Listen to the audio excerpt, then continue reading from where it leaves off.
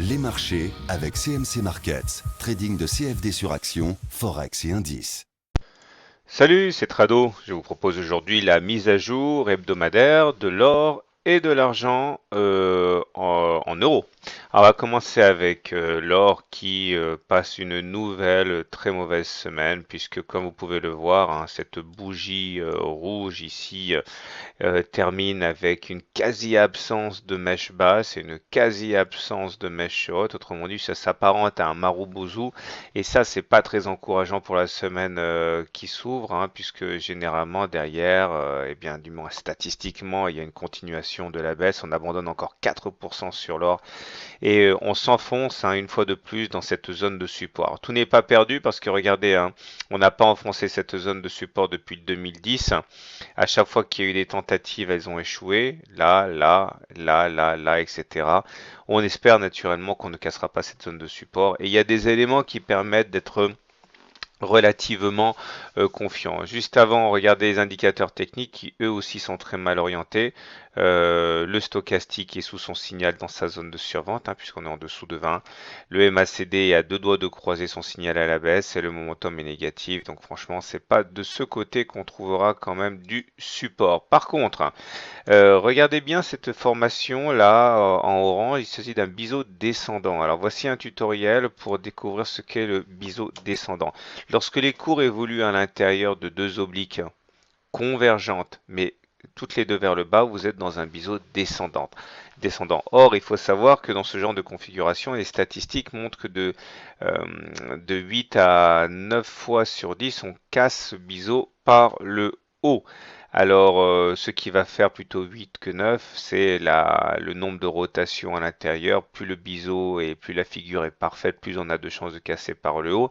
En tout cas, les statistiques sont donc du côté de l'or et d'une reprise prochaine de la hausse en cas de cassure de ce biseau par le haut. Alors, il faut savoir que les objectifs sont assez faciles à, à calculer, hein. Premier objectif, hein, c'est d'aller rallier le point le plus haut du biseau.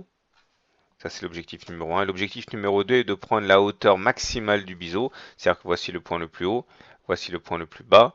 Vous tracez un segment qui mesure la hauteur de ce biseau, que vous reportez au-dessus du point de cassure. Ça vous donne un objectif encore plus ambitieux, mais bon, naturellement plus rarement atteint. Alors, tout en sachant qu'il y a très souvent des pullbacks, là. C'est-à-dire qu'on casse et puis on revient vers ce qui a été cassé.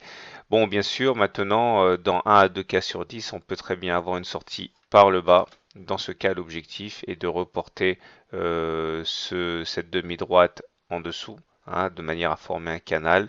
Et ça sera l'objectif. Alors si j'en parle, c'est parce que regardez, hein, de manière assez évidente, nous sommes en train d'évoluer dans un biseau descendant ici. Donc si tout se passe comme prévu, on peut envisager de sortir par le haut. Maintenant, si on sort par le bas, l'objectif serait d'aller chercher, eh bien, le bas de ce canal orange, donc vers les 27 500 euros.